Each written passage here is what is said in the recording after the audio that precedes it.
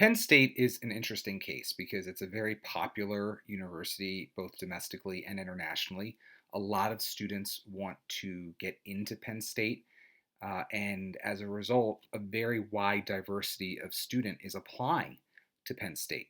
Therefore, I thought I would put together a very quick video today with some pointers about how to handle the Penn State supplement on the Common Application and the Common App in general vis-a-vis Penn State, because there are a lot of students who are maybe doing the least when they should or could be doing the most, and that would in many cases secure their shot of getting into a school that is still relatively unselective considering the depth and breadth of their academic programming and the quality of a lot of their programs. So in any case, let's start with this section of the Common App, which shows us that to the average person, it looks like whoop-de-doo, you don't have to even do a Common App essay for Penn State. And that is true.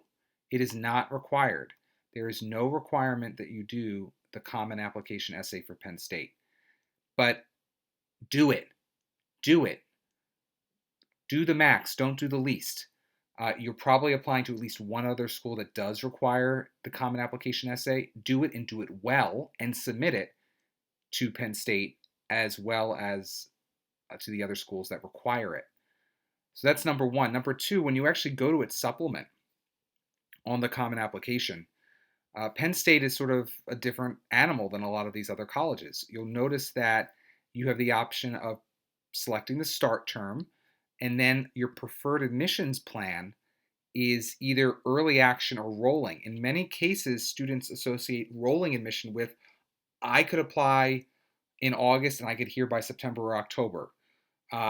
This is a scenario where it's sort of not applicable because early action is what I would call sort of early enrolling, in the sense that there are students of mine in the past who have applied early action and they've heard far sooner about a decision than the latest date by which you could hear about an early action decision, which is December 24th. They could hear weeks, if not months before that.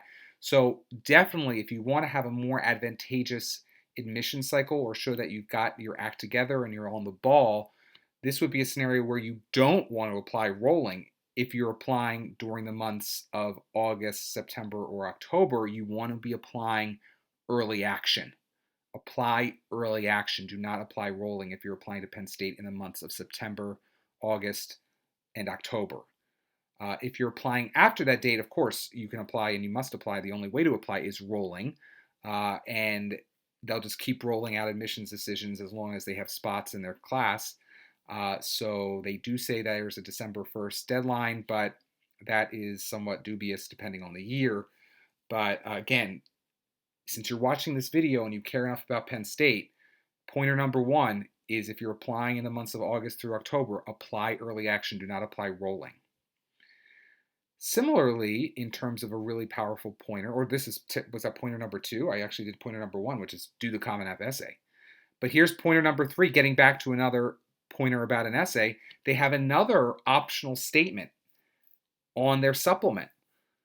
Please tell us something about yourself, your experiences, or activities that you believe would reflect positively on your ability to succeed at Penn State.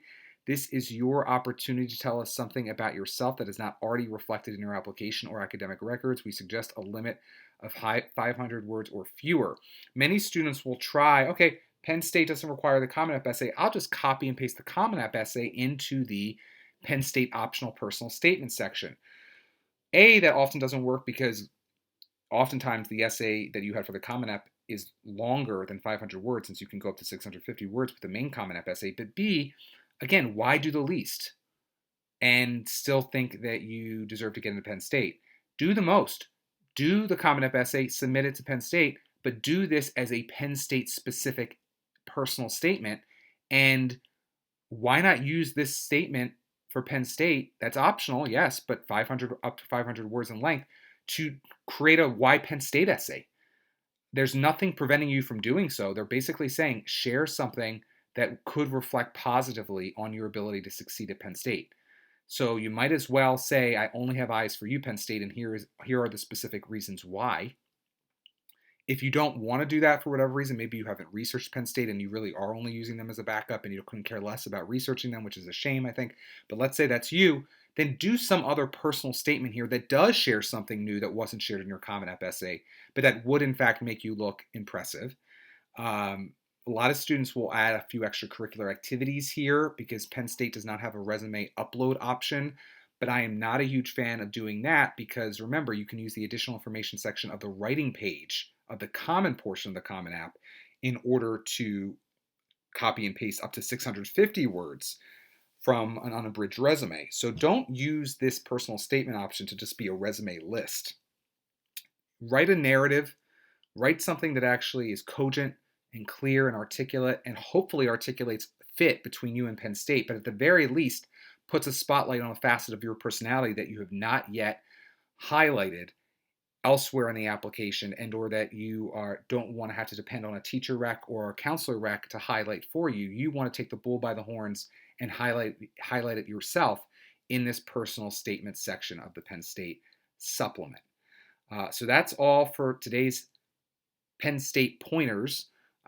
Again, big theme here is don't do the least, do the max. If you do the max, you often will get into those schools that you're on the bubble with, or get more opportunities at the schools where you think it's already a slam dunk. So again, don't do the least, do the max. Good luck.